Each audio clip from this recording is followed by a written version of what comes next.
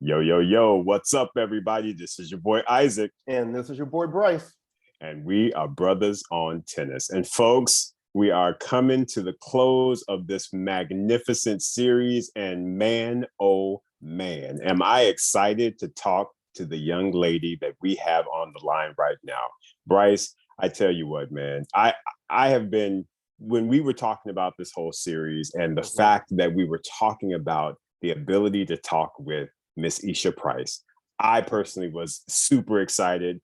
And I know that you have been. And yeah, I'll just pass it to you to do a little introduction of who we have on the line. Well, all of our followers know who Isha Price is, so there's not a huge introduction that I have to do for her. But I do want to state the reason why she's a part of the series. And that is because she was an executive producer on the King Richard film. And she played, it wasn't just that she was portrayed in the film. It wasn't just that her family was in the film. She played a critical role in this film being made. And so we're so excited to talk to her today to hear about her experience and how all of that went down. So without further ado, I introduce to you Isha Price. Hello, Hey, Isha. hello, Welcome. hello. Hey, what's up, Isha? So glad to be here with you all. Really appreciate the invitation to have a conversation with y'all. So thanks for having me. We are so happy to have your lovely face on our screen and a part of Brothers on Tennis. And Isha, just in regards to the project, first of all, congratulations. This is just really, really an incredible and wonderful achievement. Kind of as Bryce had mentioned, talk to us about kind of how this whole thing even just started. I mean, because we've talked, of course, with Tim, we've talked with Zach, we've talked with Ray, and there is all this buzz that's happening in their kind of environment. But how did you all find out about it and or hear about it? And just talk us through that entire process, if you will. Well, it definitely was a process, and notwithstanding, not on the fault of anybody else, but I'll take the ownership of that from my family. So I was reached out to by Dave Worcester, who is a principal partner at WME in the film division. And he told me that there was a script that I had to read. And I was like, okay, because I've been approached, with these kinds of projects before, approached with scripts before. And, it's kind of tough to take things seriously, especially when subject matter, clearly it's going to be about Venus and Serena. And clearly it's going to be about tennis, and their careers aren't over yet, so it's very challenging to kind of think about like what that looks like and to wrap my head around it and to get the support really even from them, because it's kind of like, yeah, we're willing to do some things, but like I'm not ready to write my memoir yet, you know what I mean? I want to wait. So that part of it was, I was like, okay, yeah, sure, I'll read it, but very lackadaisical about it. And then he reached out again. He was pretty persistent, and that's not Dave, unless if Dave feels passionately about something, and the fact that I'd heard from him really should have told me something in the beginning, but he reached out to me again. He asked me, had I read it? And I said, no. And he said, I really think that you should. It's not a conventional script. It's not necessarily about your sisters. It's more about your dad. And I said, oh, that's a little bit different. And that's intriguing, So I got the script. I still didn't read it. It took me a few weeks, in all honesty. There was a lot going on. I was traveling, et cetera, but I did bring it with me. And I finally started reading it when I was in Europe. And quite honestly, in the beginning, I was reading through the initial pages of the script at that time, which was one of the original scripts, I asked Zach like what iteration that was. And I think he told me it was like the third or the fourth. And, you know, I started laughing out loud at this certain part of the script. And my mother was actually sitting with me, and she was like, what are you laughing at? Like, what's so funny? I was like, man. And then I just started reading very animatedly. I would add, you know, this particular passage of the script that I was going over. And it was a passage about my dad getting beat up. Um, and they were in the hospital, and my mother's running alongside a gurney, going, "Oh, somebody's hurt my husband," or something to that effect. And I just the mental picture of that, when you think of Ochene, which is what I call her sometimes, I couldn't handle it. I was like, this is just too funny. And she screams out, "Oh, heck no," like that. So needless to say, I ended up reading the script quite quickly after that. It was, you know, it was a very beautiful read. And so the next time that, you know, Dave and I had a conversation, I said, yeah, I've read it. It really does have some legs. And he was like, yeah, I think this one is a really good one.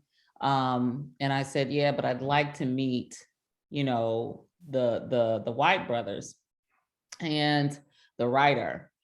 And he was like, yeah, absolutely. I would love, you need to meet them in person. How about meeting them in September at the US Open? And I said, that's perfect. And so I met them at that time. I when we went to the US Open, I sat down with them, and, you know, I explained to them what my concerns were. And the biggest thing was just voice, you know, and understanding that, you know, the way people of color react, and especially Black people, the way we react to certain stimuli and certain things is not going to be the same as somebody else. And Orsine was not getting ready to be running on alongside a gurney screaming, "Oh, my husband, my husband." So we had to get that part straight first. We had to get the voice right.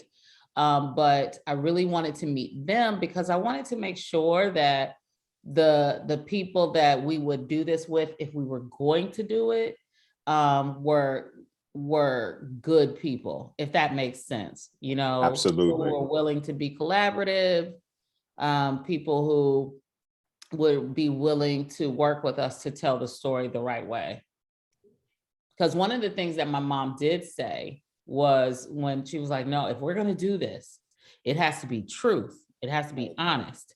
It has to be, you know, right. We're not going to get up there and tell no story. And I'm like, okay, mother, we're not going to do that, you know? And Right. so that was really important. And it was really important to make sure that it got across to them. Wow. So that is how the original concept comes together. So apparently at some point, then you all agree in concept and principle that you're going to move forward. What was then the next step? We agreed after sitting with them. And then the next step was actually that they sit down with us.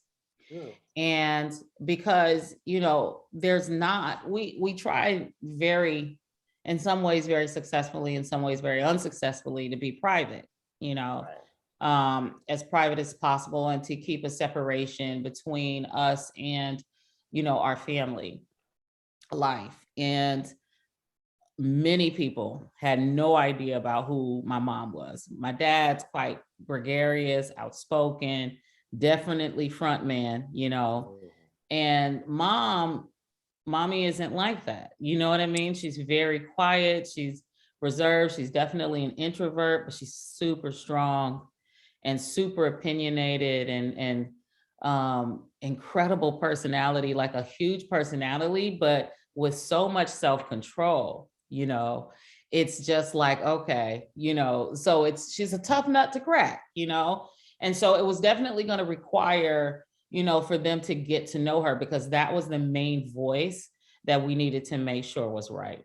And so we got the script to everyone in the family, had everybody have an opportunity to read it. We agreed as a family that we would do it. But the caveat to that was that I would have to police it, for lack of a better term, because you hear all these unauthorized biographies and all of these different types of situations that happen, especially in media. And one of the things that we've always prided ourselves in as a family is excellence and making sure that things are representative of who we really, really are. And the part about being true and being honest was so critically important to us all, that I was happy to do it, because I felt like it was something that needed to happen. I felt like it was a story that needed to be told.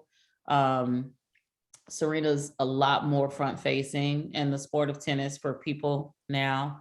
And it was a story, really, Venus calls it like an origin story, and she's not wrong, in that it was the entree into this whole universe that we've been blessed to be a part of. And it started with my dad and Venus.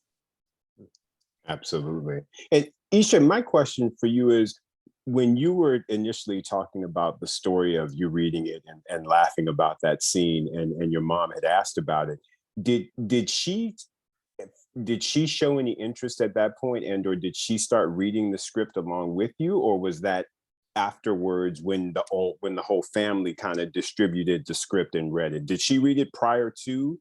She I read a lot of it to her, because I have out of all of the people in our family, I would say, and leaving my dad out of it, Serena and I are the only extroverts. Let's just, everybody else is pretty introverted. And so I had no problem with being animated and reading a lot of it, to her. And then she said that she'd like to read it. And, so I left it with her. I don't know. I never asked her if she read it at that time. I just know that, excuse me, please, that there did come a time where, everyone read it. So that's a good question. I don't know if she read it exactly at that time or she read it shortly after. But I do know that we went page by page when we met with Zach and Tim and Trevor in New York, and I brought my mom with me. And we went over the pages that, were really critical in terms of parts that, were reflecting her. And she told stories and, shared real things that, had happened in our life with them. And because of that, they were able to shape it and really get an understanding of who she was and what her voice is. And I think that that's really, and it was the linchpin that actually allowed the movie to have the foundation that it did, because some of the things that she shared, I had no idea of. I was young, and I didn't know, that there's things going on in your house. Obviously, we all know that, but do you know the inner workings of it and how it made you feel? And these are the types of things that she was willing to be open and honest and share. And it was an education for me, because some of that stuff, I was looking at her first of all, you telling all the family business. And second of all, when that, you know what I mean? So some of it was very enlightening even for me, so it was a really humbling experience to have her allow herself to be exposed in that way, especially knowing who she is. Gotcha. So from talking to Tim and to Ray and to Zach, we understand that Will Smith was involved very early in the project. Yes. Mm-hmm. How did that happen? And did that, play in any consideration for you of how you decided to proceed with the film? Yes. And I hate to do this, but my computer is going to die if I don't plug it up. So can we pause for one shake while I go Absolutely. get my my cord? You go do that. And this is what we do on Brothers on Tennis. We Hey, we We- pivot, we adjust, and we keep adapt, it moving. and we keep it moving. Oh man. That is exactly how we. This is great. That is interesting hearing that there was stuff that she learned about her family through this process. Well, and I think that's, I feel like that speaks to a lot of Black households as well, because I know there were some things about my family that I was like, when I became an adult, I was like, oh, wow, okay. I didn't recognize that was going on. Right. So, and it happens with everybody. Sorry, guys, I'm back. Sorry. Oh, no worries. I've been on Zoom all day. So because when I checked it this morning, I had like 80-some%. I had no idea it gotten that low until I just saw. So I apologize. Oh, no worries. We can fill a gap well. So Will Smith. Yeah. So he really wanted to be involved extremely early. He also and he wanted to be involved from a producer level, of course. And of course he wanted to play my dad. But beautiful thing about Will is, he was willing to, like, if there had been a situation where somebody else we felt was better, he would have acquiesced to that, and it was so critically important to him that we were all on board. Without that, he was like, I don't want to be involved if they don't want to be involved with it. It has to be something that the family agrees to do.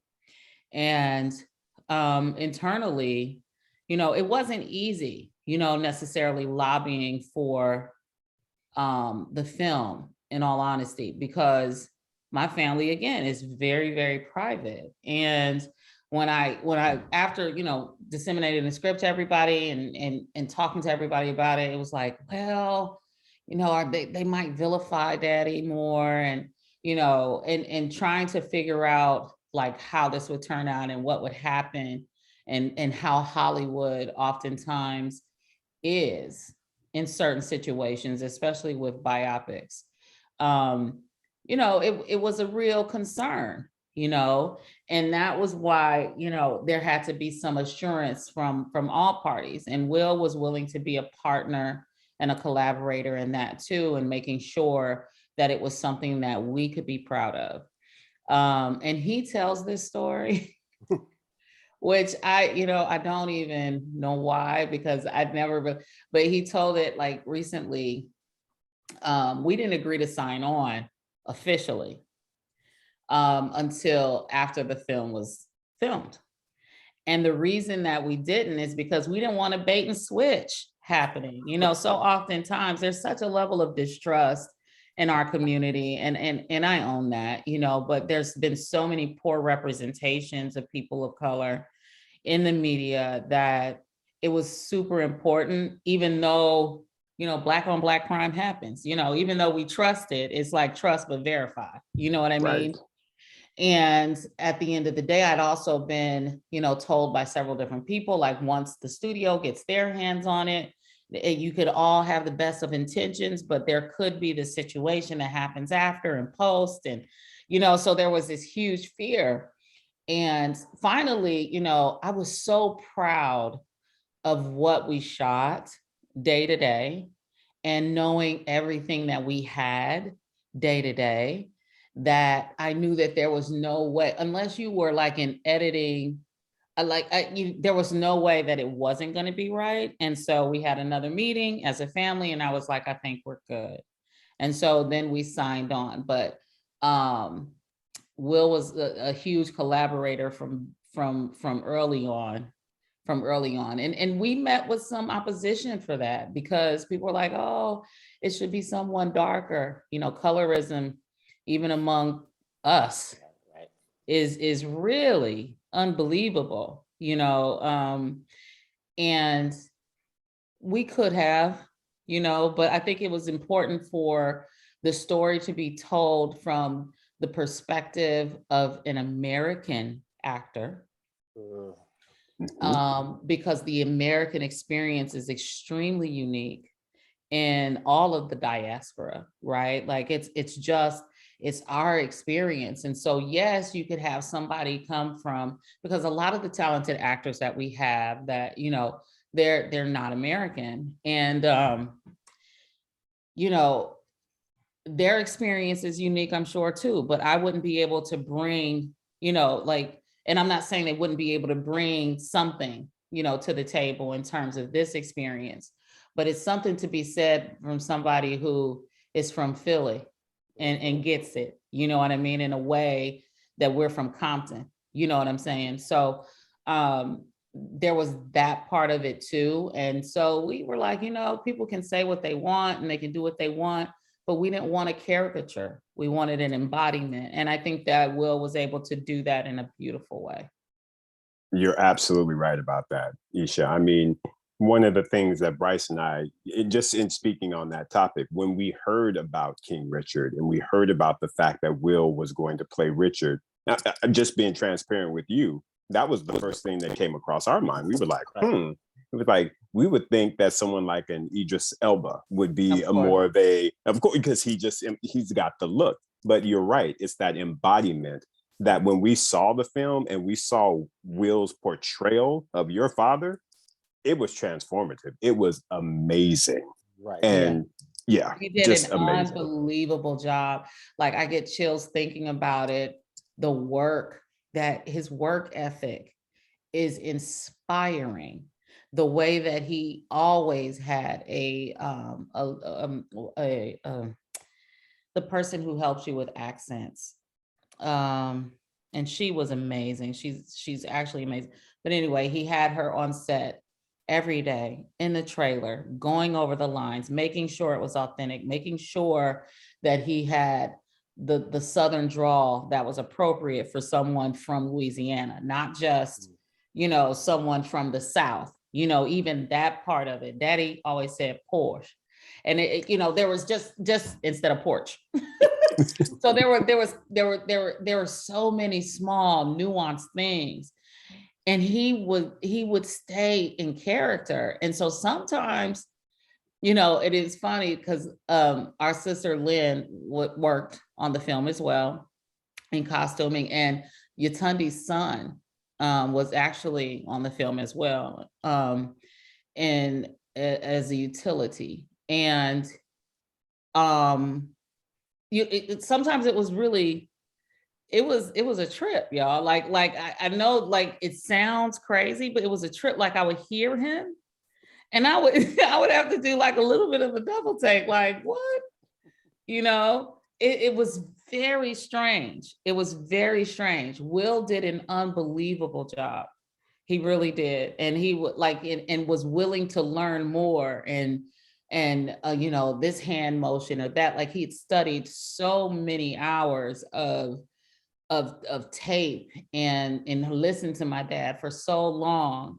And he had these hand movements, and I was like, oh my gosh, that it was bananas. It was really bananas to see that transformation take place. That is awesome. And, you know, and I don't know if you will, of course you don't know this because we've just met recently, but I'm originally from Shreveport. Oh, okay. So I was very interested to learn that part about Richard. I actually started learning that when I started reading his book, Black and White. Mm-hmm. But actually, Isaac and I, we were out here, I think, in Indian Wells when the film was released, because I think it was World Team Tennis was going on or something like that. Yes. Mm-hmm. And so opening night, we made sure we went to the theaters to watch it. And I'm gonna tell you something, as impressed as we were with Will, and clearly Will knocked it out the park, we came out talking about Ingenue Ellis. Listen. Talk to us about that. It's called Be About It, Don't Talk About It. And it's so strange. Like, this is something, this is a trip. So my mother was actually born in Mississippi, and that's where Miss Anjanou is from. Oh, okay.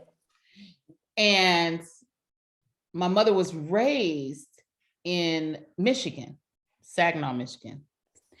And it's really interesting, like the way that they connected in terms of like her embodied, like she knew my mom. You know what I mean? Like she got it. And it's because I think they have a very similar quiet temperament as people, right? And so when we were doing the casting, first of all, Rich Dahlia, he is amazing. And so whom we had to choose from and pick from, no matter how many people that we wanted and had to have and would have loved to have, she was the one that really stuck out. And it was just kind of like seeing her on set and at the table read, even at the table read in the beginning, it was just kind of like, oh, you know what I mean? And not really knowing what you were going to get from this person, but her being so inquisitive about like, you know, why do you think your mom did this? And I got to tell you, a couple of times I was like, you have to talk to her. I put her on the phone. I was like, I can't, you know, because at this point it's like COVID and it's really, you know, challenging. And I was like, you know, because some of that stuff, like, you know, but Anjanou got it, you know, and she was able to bring that powerhouse of a performance and really embody my mom. And the kicker is that my mother has quite a few siblings. And so what had happened was she has a younger sister, my aunt, and we call her Auntie, but her name is Ruth Margaret. And my aunt called her and was like, Orsine, that was you. That was you, you know, and went on and on and on. And everyone, my mother has a very dear friend in DC, she's family. Her name is Cora Masters Berry. Same thing. She came up, she's crying. She was like, oh, that was Orsine. And it's so weird because when you see yourself reflected, there are so many things maybe about yourself that you don't see. You know, there's that window into yourself. There's stuff everybody sees, but you don't see. And so my mom at first was like, when she saw it for the first time, so we had a screening. Warner Brothers was great. They allowed us to have a screening just for our family in Florida when the film was like the initial edit to get our comments and everything else. And I you know, I was sitting there kind of like on pins and needles. I flew down to Florida. And I was like, oh my goodness, because you got to understand, my heart was like beating in my chest, like, okay, they haven't seen it. Like I've sent them clips and shared dailies with them, but they haven't seen it, you know. And we're sitting there and there are certain scenes and, you know, and there are certain things that, you know, were just her. And I'm waiting on criticism at the end, you know what I mean? Quite frankly, because I'm just kind of like, okay, here it comes. Like, you know, she's gonna say, I don't like this, I don't like that, you know. And honestly, it was none of that. My mother was quiet, which meant something to me. And Serena walked out and everybody was crying, you know, at different parts of it. And I remember Serena walked out. I would take Olympia out because Olympia joins us for every family thing. And I, you know, there are certain parts of it that I take her out and I'm racing up and down, really trying to get the angst out of like what's happening in the theater, you know, so I'm like running up and down the hallway outside of our individual theater. And so afterward, you know, I'm kind of still breathing hard. And Serena goes, I hate you. And I said, I was like, what? And she was like, I hate you. She was like, it's so good, Isha. And you had me crying. I cried the whole time. It was so for me, it was really, really, really amazing. And of course, one of the first thing that was said was Anjanou got mom down. Like she just had my mom down, period. Yeah. And so we were all really pleased with that. It's interesting, Isha, when you talked about earlier, kind of that quietness that Orsine has, but that confidence and that, she just exudes, that something. Mm-hmm. And honestly, we've even seen that as tennis fans of fans of your family. We've always seen that about Oracene, is that while she's quiet and you don't hear as much from her, there's just that presence and that aura that Yes. she maintains. And I just think, like you're saying, with Ingenue, that same, or I've always felt that about her as an actor. And Mm-hmm. she is incredible. Y'all worked it out with Yeah. her on that film. Serious. Man, yeah, and Come on. it was just it was really a joy to work with everybody, because you really do. You become like a family of sorts, and you kind of have to have the kind of connection that my family has even today. The people that were involved with the project were going to have to feel that closeness. Otherwise, it wasn't going to work. The chemistry of it wouldn't have been the same. It wouldn't have touched people, I think, in the way that it has touched people. And that part is surprising for us because, your story is your story and everybody has one. We all have, triumphs and tragedies in our life that we've all had to deal with. And if there could be a story written about your family, I'm sure it would be. But do you get this mix of just incredibly talented people, A, who want to be collaborative and get it right, B, and who have enough personal credo and love within themselves to be able to share that, from inside of themselves with everybody else. I mean, we were incredibly blessed. I'm telling you, my sister Lynn says it all the time. She was like, Jehovah was with this, because there's absolutely no way that we have this entire mixture and we just did it on our own. So we definitely, we were really, really blessed with every part of it. And when things started clicking, I mean, they really started clicking. Like, we didn't have to really people were bidding for the script. We made the blacklist and didn't even campaign for it. We just every little part of it in terms of making this project come to life. It started happening in a way that just it worked. And so we kind of rode the wave of that in a lot of ways too. So, and that's amazing to hear how the pieces kind of just fell in place. Talk to us about what some of the challenges were during the filmmaking. I mean, obviously COVID happening in the middle, I'm sure disrupted things, but were there other situations with the script, with the actors, with production, anything that was a I'm telling challenge? you, that's what I'm saying. Not to talk over you. I'm sorry. But Bryce, because that was you, right? Bryce? Right. We really didn't have any problems on this project.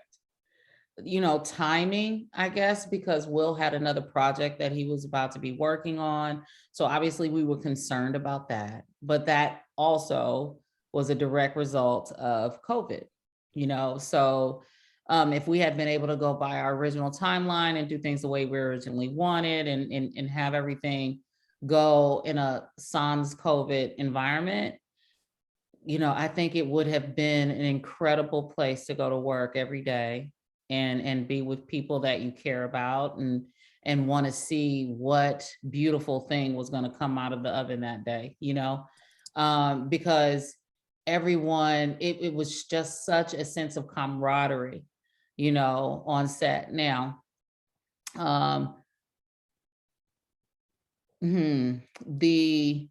the back end of stuff, like just the worry, I guess, as a result of COVID, when we got called off, it was challenging, I think, for the actors in a real way. I kept in touch with them. And Demi and Sanaya, we have a WhatsApp group that we still have now. And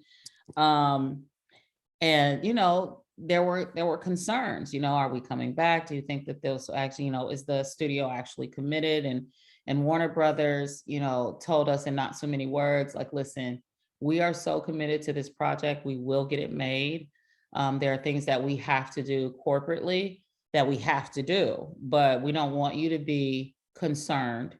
And we try to, really relay that same energy. But there were a lot of projects that didn't get made. There are a lot of projects that are still not made. And so I think for that reason, I think that there was a lot of concern, and rightly so. But we got back as soon as we could with all the protocols in place, budget blown to smithereens because and we couldn't use this, and we only had we could only use sometimes 100 extras, and then they increased it to 200, and us having to try to figure out like how we're going to dress them different. And then because you have the protocol of having to get them, everybody had to be COVID tested and vaccinated and everything, and then switching them out, changing hair, changing makeup, and this is just for extras, moving them to a different part of the stadium. We got to film just that part so that we can get, a different look of the crowd. And that was a challenge, so, but again, it was in terms of actually, so the production piece of it ended up being a lot more challenging, just because of the confines of the way that we had to work. But everyone's commitment to get it done and to get it done well, I think helped to make sure that we were going to get across the finish line. Absolutely. And Isha, I kind of want to direct this question specifically to you. So you're coming into this project, you are basically representing the family, executive producer. You've got all these things going on in your life. Talk to us about the decision-making process that you personally had to make in order to take on this role of executive producer and know that you're representing the family on that day-to-day basis to make sure that they are getting the story right. That was something, and to like it, it's like juggling. You can keep the balls all in the air, but for so long, and just having a conversation. I also have the pleasure of working also with my sisters oftentimes and in different projects and everything. So it really was just a conversation, and everybody kind of understood. And then the other things, that I was doing and working on, I was able to maintain, everything ended up happening. Again, COVID is tragic, don't get me wrong, but the advent of Zoom like saved everything. You know what I mean? Because like Yes. We started with pre-production in like February. Okay. We got called off in March. So I didn't really have to adjust, and then there's this level of adjustment. Everybody's kind of shut down because we don't know what's going on. Right. And then when things start picking back up, it's kind of like, oh, okay, I can do this, and I can do this in this way. And so it was easier to be able to maintain, those things. And then it was a candid conversation. Listen, this is where I will be absent. This is where, I can't be there. I can't support. And I had committed to not going to any tournaments. Nobody was going to see me. And that part was a trip because now there ain't no tournament. Like literally, it was like all this stuff started happening, and it ended up not being a worry at all. Wow. So everything worked out, I think, the way that it needed to happen. But I have to tell this story. So we were having a friends and family viewing prior to the premiere in LA. And so the morning of, because my family was there, I wanted to go see my niece. And so that morning, I went to Serena's place in LA, and I'd already obviously made arrangements. I was like, let me go over here and handle this. So I go to the house, and I'm knocking on the door for them to let me in because the door was still locked. And Serena answers the door. And I'm like, what's up, girl? I was like, yeah, I'm here. I'm about to hang out with Olympia. And she was like, oh, she went for a walk, but I'm so glad you're here. Come on upstairs. I was like, oh, okay. And literally she was like, so I want you to come back. I need you to, like, so it was literally, I was like, the movie hasn't even been released, boo. Like, what is all this? She's like, no, I need you to help me with this. And so it was like after that, business as usual. So, but yeah, so it's been, I appreciate the question, but everything has been fine. And I was able to, but I've also always lived in a way where I've had to manage quite a bit at the same time. And so I'm used to juggling. Gotcha. Yeah. And if we fast forward to now, we're in the midst of award season, and clearly the film has been well received. Just looking at the number of nominations from the various award shows, this whole series we're doing is leading up to the Academy Awards. What's your response to everyone else's response to the film thus far? Surreality. Like it's been so crazy, it's been incredible. It's been humbling. It's been encouraging. Our film is an old school style film in a way, we're not, focused. It's definitely not a Marvel movie, clearly. But it's an old school kind of like family story, and it's a period film, and it's coming out it came out at a time when, I think people really needed to be connected to family and to one another. And I think in that way, we were really blessed. But it's been surreal, even still, like I can't even believe the reception. You hope that people appreciate what you do, and you hope that they get it. But the level in which so many people actually connect, of all races and ethnicities, have connected to the film.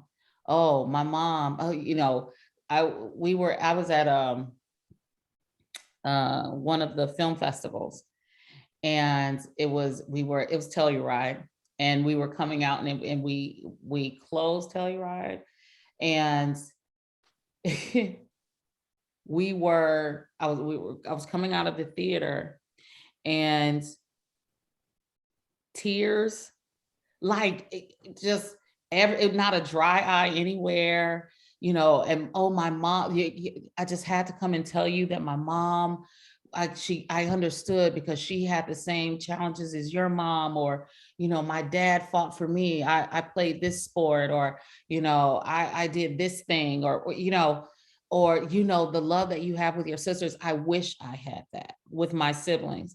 So the touch points of it were different for people, but everyone was able to connect to something, and some sense of sameness, and humanity. You know what I mean? And that part is the most humbling part, because we're all kind of like, not to be clichéic, but we're all in this, we're all in this, and we all go through the same things. And everybody thinks that they're on an island. Oftentimes, many people think that they're on an island, but they're not. And so for people to be able to connect to so many different parts of our film, people that look like me and people that don't, it was amazing, surreal, and very, very humbling. Yeah. I tell you what, Isha, I know that when Bryce and I saw it that premiere night, like I said, we had the feels. There was a little, there was a little dust in the air, when we were watching certain parts. I mean, and what you said perfectly. This is about human beings. This isn't about Black folk. It ain't about white folk. It's about a family, their values, and their journey. And it came across in spades. And yeah, so definitely got the feels on that. Oh, thank you. I'm so glad that it did. I really am. And that was, it couldn't have come across, I think better, especially at a time where, people are really quick to vilify others and look for ways to cancel people.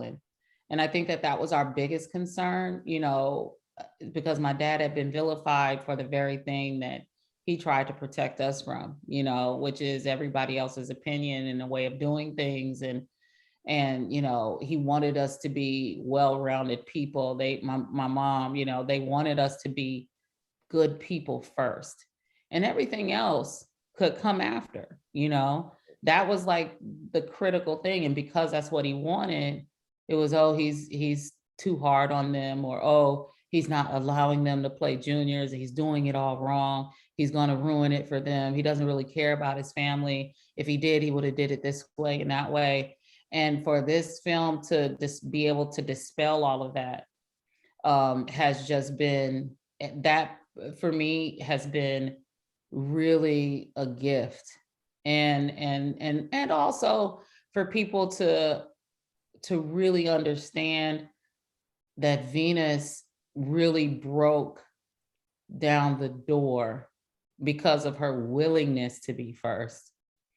I get emotional thinking about it because she's okay also with not getting recognition or anything. Like, she doesn't care about that, but she loves her sister. So, she'd be willing to fight in the locker room or anywhere else if you made her, you know what I'm saying?